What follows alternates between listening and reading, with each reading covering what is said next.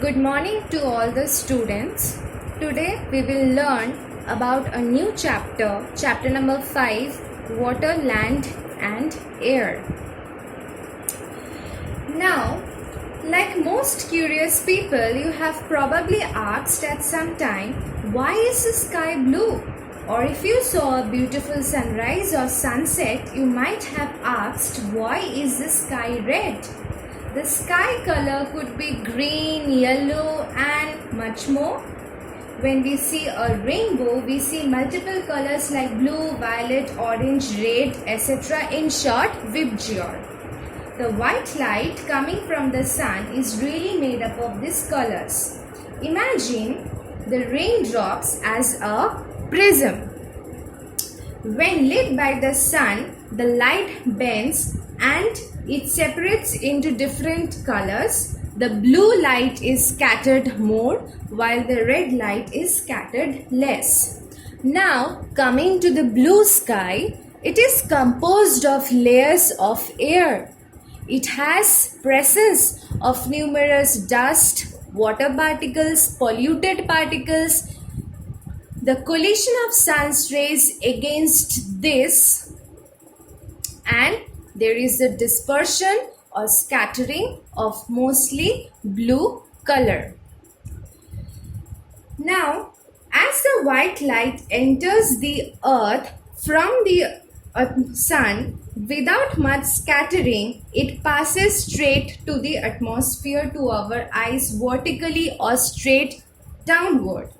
The blue and violet colors scattered in every direction, while the rest of the color remains mixed together and appears as white to our eyes. So here in this picture, you can see that the blue light is scattered by the dust particles, by the water vapor. Now, coming to the next slide, why does the sky look reddish at sunrise and sunset? The sun gets lower in the sky, its light passes through more of the atmosphere. More of the blue and violet light is scattered. Scatter meaning it gets spread, allowing the reds and yellow to pass straight through to one side. Also, larger particles of dust, pollution and water vapor in the atmosphere reflect and scatter more of the reds and yellows, sometimes making the whole western sky glow red or golden yellow. Now here you can see in this diagram that closer to the horizon. Now what is the meaning of horizon? The line at which the earth's surface and the sky appear to meet. So closer to the horizon, the sky fades to a lighter blue or white. The sunlight reaching us from the horizon has passed through even more air than the sunlight reaching us from overhead. The molecules of gas have scattered the blue light in so many directions, so many times that less blue light reaches us. So the light directly appears from the sun or appears red. And you can also see that the blue light is also scattered in various directions. Now coming to the next topic, what is atmosphere? The atmosphere is a blanket of gases which surrounds Earth. It is held near the surface of the planet by the Earth's gravitational attraction. Now coming to the composition of the atmosphere, according to the NASA, the gases in the atmosphere include nitrogen, which comprises 78%, oxygen 21%, argon 0.93%, carbon dioxide 0.04%. There are also traces or proofs of various amount of gases like neon, helium, xenon, krypton, hydrogen, methane, etc. Now coming to the structure of the atmosphere, the very basic details start from the troposphere, which is the lowest layer or the lower layer of the atmosphere. Then coming to the stratosphere, mesosphere, thermosphere and exosphere. Now let's go read about that in detail. The troposphere. The troposphere is the closest to the Earth's surface and it contains water vapor, moisture, dust, etc. Most of the weather phenomena like cyclone, hurricanes, rainfall, all it takes place in troposphere. The tropopause is a transitional zone that separates the troposphere and stratosphere. Now, what do you mean by the word transitional? The transitional means intermediate or middle. Now, coming to the stratosphere, it is the second lowest layer of the Earth's atmosphere. It contains ozone layer which protects us from the harmful UV rays or the ultraviolet rays of the sun. As the ultraviolet radiation absorbs in stratosphere, the temperature rises with increasing altitude. The stratopause is a transitional zone that separates the stratosphere and the mesosphere. However, this ozone layer, in the northern polar region, the ozone layer has a huge hole in the Arctic Circle. Why? Because of the various pollution or the increasing amount of the carbon dioxide gases. However, in the pandemic situation of the COVID-19, that scientists are telling that due to the less pollution or the less industrial pollution mainly, the ozone hole, it is getting recovered. So let's see about that in future. Now coming to the next layer is mesosphere. The mesosphere present above the stratosphere extends up to from 50 km to 80 km, and here the temperature decreases with increasing altitude. And the mesopause, it is a transitional zone between the mesosphere and thermosphere. Now coming to the thermosphere.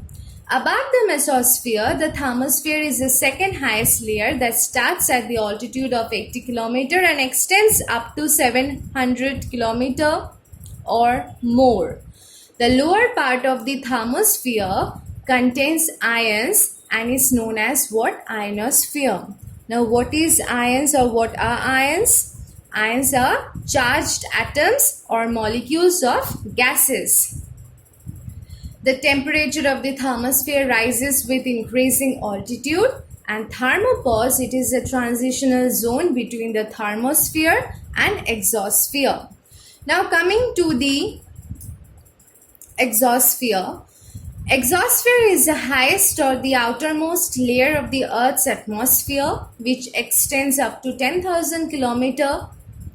The major elements or the constituents are helium, hydrogen gas, nitrogen gas, oxygen, carbon dioxide, etc. And the phenomena of aurora borealis and aurora australis can be seen. Now, what are these? These are the polar lights. We call them aurora borealis in the North Pole and aurora australis in the southern part or the South Pole. These polar lights look amazing. Now, what if there was no atmosphere? The lack of the atmosphere would extremely chill or heat the Earth's surface.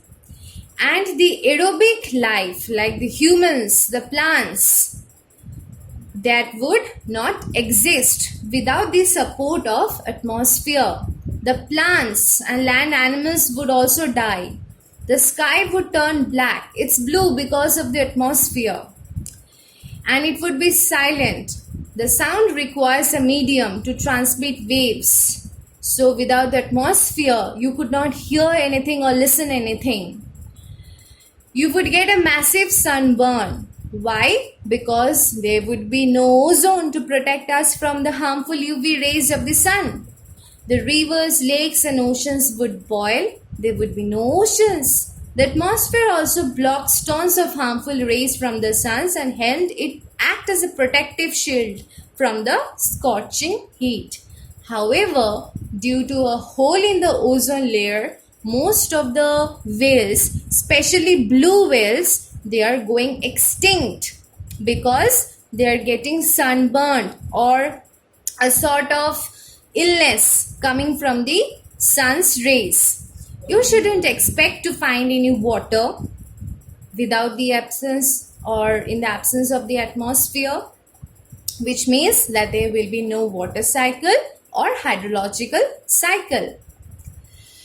There will be huge asteroid hammering. Now, what are asteroid? They are the pieces of rocks which comes from the space. So, what happens when these pieces of burning rocks they comes from the space, the atmosphere, it just turns them to ashes. So as a result, they cannot reach the Earth's surface. So there will be huge asteroid hammering. So in short, it is in our best interest that we should keep our atmosphere healthy in order to live a healthy life. Now coming to the next topic, which is the interior of the Earth.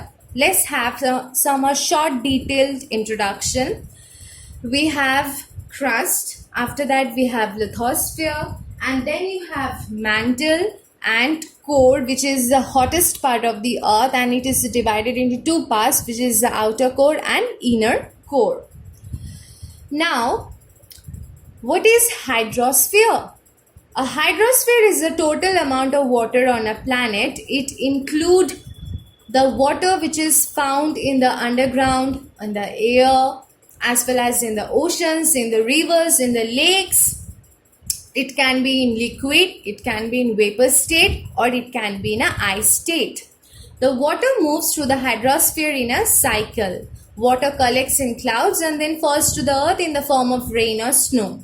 This water collects in rivers, lakes and oceans, and then it evaporates into the atmosphere, and again it precipitates in the form of rain, snow, hail, and this is known as what? Water cycle. Now the next topic you will learn about is the water cycle. So the basic details which you will learn is that it consists of mainly three processes, which is what? Evaporation, condensation and precipitation. There are also various other processes apart from this which you will study in the higher class. Now let's read about or study about them in detail. Now coming to the evaporation is the process of a liquid surface changing to a gas. The evaporation happens from the oceans, from the rivers, from the lakes. The water vapor surrounds us as an important part of the air we breathe. The water vapor is also an important greenhouse gases. The greenhouse gases such as water vapor and carbon dioxide insulate the earth and keeps the planet warm enough. Evaporation process is mainly driven by, or it is mainly caused by the sun. There are also other factors which influence evaporation such as wind, temperature, density of water, etc.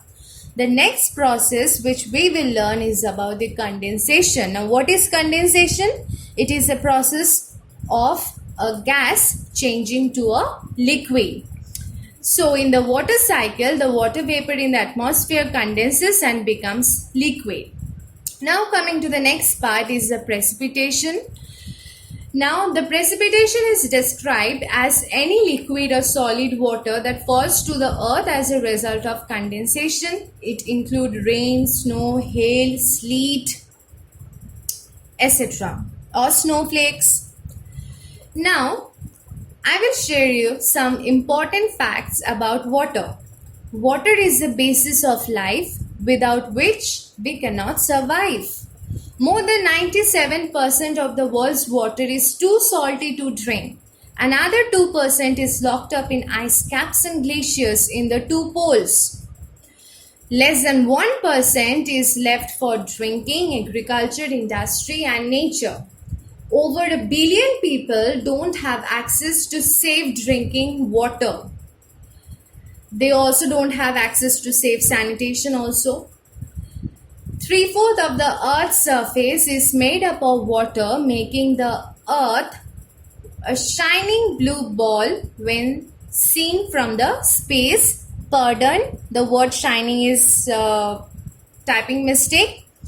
We are using and abusing the water resources in a way that is completely unsustainable. Unsustainable means it cannot be redone again. So, it is in our best interest, or it is in our best good ways, that we should protect the water resources of the earth, and every individual effort is needed for this.